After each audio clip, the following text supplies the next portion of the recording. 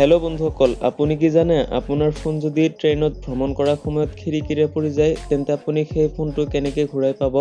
এই ইমেজত দেখুওৱা গোটেই বল এক ৰঙৰেই, কিন্তু এই লাইনৰ কাৰণে আপুনি ভিন্ন ভিন্ন ৰঙত দেখা পাই আছে। কিয় এজন ব্যক্তি মাত্ৰ এটা পিজ্জাৰ কাৰণে বিশাল এটি ৱেবছাইট হেক কৰি পেলাইছিল? কিয় বা নিউজিলেণ্ডৰ এক ব্যক্তি 980 কোটি টকা ডাষ্টবিনত পেলাই দিছিল? আপুনি যদি 24 কেৰেট খুন খাই পেলায় তেন্তে আপোনাৰ কি হ'ব? কিয় এটিএম ৰুমত এচি ৰখা হয়? ব্ৰেইন চাৰ্জাৰী চলাৰ সময়ত কোনো ৰোগীক কেনেকৈ জাগি উঠি ডক্টৰসকলৰ লগত কথা পাতি থাকোঁতে অপাৰেশ্যন শেষ হয়? আৰু এনেকুৱাই মোৰ বেয়া কৰি দিয়াৰ নিচিনা আজব ফেক্ট জানিবলৈ আজিৰ ভিডিঅ'টো সম্পূৰ্ণ গুৰুত্ব সহকাৰে চাওক, কাৰণ আজিৰ এপিছডত আমি দেখাবলৈ লৈছো এনেকুৱা কিছু অদ্ভুত ফেক্ট যা জানিলে আপুনি নিজকে এবাৰ নতুনকৈ আৱিষ্কাৰ কৰিব। তো স্বাগতম আপোনাক মাইণ্ড ইজ কে আছামিছৰ আন এটি নতুন এপিছডলৈ। এই ছোৱালীটো আমেৰিকাৰ চিকাগোৰ এজন নাগৰিক। কিছু বছৰ আগতে এই ছোৱালীৰ ব্ৰেইন চাৰ্জাৰী কৰাৰ প্ৰয়োজন হয়, কিন্তু আপোনালোকে জানিলে আচৰিত হ'ব, এই ছোৱালীটোক অজ্ঞান কৰি চাৰ্জাৰী কৰা অৱস্থাত ছোৱালীটো হঠাৎ কৰিয়ে জাগি উঠে আৰু ডক্টৰসকলৰ লগত কথা পাতিবলৈ আৰম্ভ কৰে। ছোৱালীটো ডক্টৰসকলক সুধিছিল যে এতিয়া বলক মোৰ চাৰ্জাৰী কেনে চলি আছে। মাথো এইটোৱেই নহয়, তেওঁ চাৰ্জাৰী শেষ নোহোৱা পৰ্যন্ত ডক্টৰসকলৰ লগত কথা পাতিয়েই আছিল, যিটো সঁচাকৈ বিশ্বাস কৰা অৱস্থাত নাছিল। 24 কেৰেট গল্ডক পিয়ৰ গল্ড বুলি কোৱা হৈ থাকে। আপোনালোকে জানিলে আচৰিত হ'ব, কোনো ব্যক্তি যদি খাদ্যৰ লগত 24 কেৰেট গল্ড খাই পেলায় তেতিয়া তাৰ একোৱেই নহয়। এইটো আমাৰ পাকস্থলীত যায় অন্যান্য খাদ্যৰ নিচিনাই হজম হৈ বাহিৰত ওলাই আহে। গল্ডত থকা কোনো কেমিকেল মানৱ দেহৰ কাৰণে ক্ষতিকাৰক নহয়। এইটো শুনিলে আচৰিত লাগিলেও এইটোৱেই সঁচা। আমাৰ পৃথিৱীত বিভিন্ন দেশত বিয়াৰ বিভিন্ন ধৰণৰ প্ৰথা প্ৰচলিত আছে। সাউথ কোৰিয়াত এনেকৈ এটা ভিন্ন প্ৰথা চালু আছে, আৰু সেইটো হ'ল সাউথ কোৰিয়াত বিয়াৰ গেষ্টসকল ইমানেই গুৰুত্ব দিয়া হয়, যদি কোনো সময়ত পৰ্যাপ্ত পৰিমাণে গেষ্ট বিয়াত নাহে সিহঁতে প্ৰয়োজন হিচাপে বিভিন্ন এজেঞ্চিবিলাকক গেষ্ট হিচাপে লৈ আহে। 2009 চনত নিউজিলেণ্ডৰ জেমছ নামৰ এজন ব্যক্তি 7,500 বিটকইন ক্ৰয় কৰে। তেওঁ জানিছিল কিছুদিন পিছত এই বিটকইনৰ মূল্য কয়েক গুণ বাঢ়ি যাব, আৰু সেইকাৰণেই তেওঁ তেওঁৰ কম্পিউটাৰটো বিক্ৰী কৰি দিয়াৰ পিছতো কম্পিউটাৰৰ হাৰ্ড ডিস্ক তেওঁৰ লগত ৰাখি দিয়ে। কিন্তু ভুলবশতঃ তেওঁ তেওঁৰ হাৰ্ড ডিস্কটো ময়লা আৱৰ্জনাৰ ডাষ্টবিনত পেলাই দিয়ে। পৰিৱৰ্তে তেওঁ যেতিয়া সেই বিটকইনৰ মূল্য চাৰ্চ কৰে আৰু তেতিয়া তেওঁ দেখিবলৈ পায় সেই বিটকইনৰ মূল্য তেতিয়া 964 কোটি টকা। এইটো সকলোৱে নাজানে, যদি কোনো ব্যক্তিক সাপৰ কামোৰত মৃত্যুবৰণ কৰে তেতিয়া তাক ভেনমিষ্ট বোলা হয়, আৰু কোনো ব্যক্তি যদি নিজে সাপক কামুৰি মৃত্যুবৰণ কৰে তেতিয়া তাক পয়জনিষ্ট বুলি কোৱা হয়। 1981 চনত গ্ৰেট হেড নামৰ এজন মেক্সিকান ব্যক্তি তেওঁৰ পোহা কুকুৰৰ কাৰণে কেইটামান ৰোগ ক্ৰয় কৰে $3 দি। যেতিয়া সেই ব্যক্তিক সেই ৰোগবিলাক লৈ আহি তেওঁৰ ঘৰৰ পৰিবাৰক দেখায় তেতিয়া তেওঁ বুজিব পাৰে যে এইটো ক্ৰয় কৰা তেওঁৰ ভালে হৈছে, কাৰণ এইটো $1 মিলিয়ন ৰোগ। পৰিৱৰ্তে তেওঁ এইবিলাক বিক্ৰী কৰি ৰাতিৰ ভিতৰতে মিলিয়নাৰ হৈ যায়।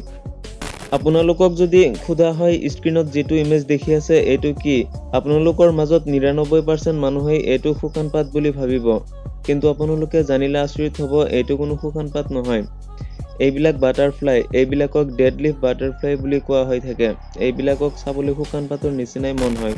আমাৰ পৃথিৱীত প্ৰায় কম লাভাৰেই আছে যিসকল নেকি বগা ট্ৰী পচন্দ নকৰে। এইটো ইঞ্জিনিয়াৰিং আৰু এইটো ইমানেই লাক্সাৰী কাৰ যে সহজে যিকোনো কাৰ লাভাৰৰ মন জয় কৰি দিব পাৰে। কিন্তু আপোনালোকে জানিলে আচৰিত হ'ব, এই কাৰৰ অইল চেঞ্জ কৰোঁতেই 4 লাখ টকাৰ প্ৰয়োজন হয়। আপোনালোকৰ মনত প্ৰশ্ন জাগিছে, অইল চেঞ্জ কৰোঁতেই ইমান টকাৰ প্ৰয়োজন কেনেকৈ হ'ব পাৰে? এই কাৰৰ যেতিয়া অইল চেঞ্জ কৰিব লগা হয় তেতিয়া গাড়ীৰ ওপৰৰ সকলো অংশ খুলিব লগা হয়। মাথো এইটোৱেই নহয়, এই গাড়ীত আছে ড্ৰাইচিং অইলিং চিষ্টেম, য'ত নেকি 16টা ভিন্ন ভিন্ন প্লাগ থাকে। এইবিলাক সম্পূৰ্ণ খুলিব লাগে, তাৰ পিছত আকৌ ছেটআপ কৰিব লাগে, আৰু সেইকাৰণেই চিম্পুল অইল চেঞ্জ কৰোঁতেই ইমান টকাৰ প্ৰয়োজন হয়।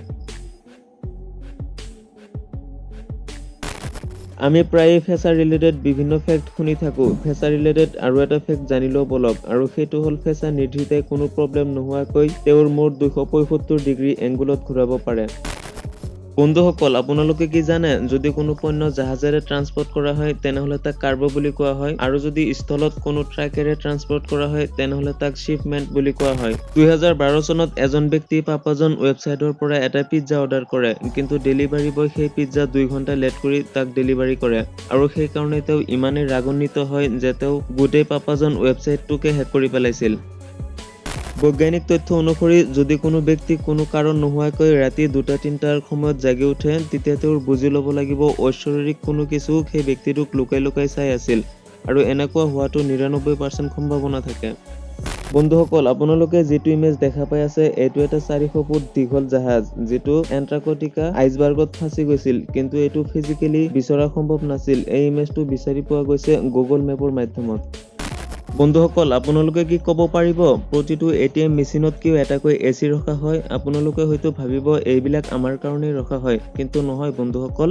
এইবিলাক এই এটিএম মেচিনৰ কাৰণেই, কাৰণ এই এটিএম মেচিন এটা চাৰ্ভাৰৰ লগত সংযুক্ত থাকে আৰু প্ৰতিনিয়ত এইবিলাকৰ পৰা বহুত হাজাৰ ডাটা ট্ৰান্সফাৰ হৈ থাকে, যাৰ কাৰণে মেচিনবিলাক উত্তপ্ত হৈ যায় আৰু এই মেচিনবিলাকক ঠাণ্ডা কৰিবলৈ এই এটিএম ৰুমত এটাকৈ এচি ব্যৱহাৰ কৰা হৈ থাকে। আমাৰ দেশত প্ৰতিনিয়ত হাজাৰ মানুহ ৰেলপথত ভ্ৰমণ কৰি থাকে আৰু ট্ৰেইনত জাৰ্ণি বহুত দীঘল হৈ থাকে আৰু সেই কাৰণেই মানুহ টাইম পাছ কৰিবলৈ চেলফোন ইউজ কৰি থাকে।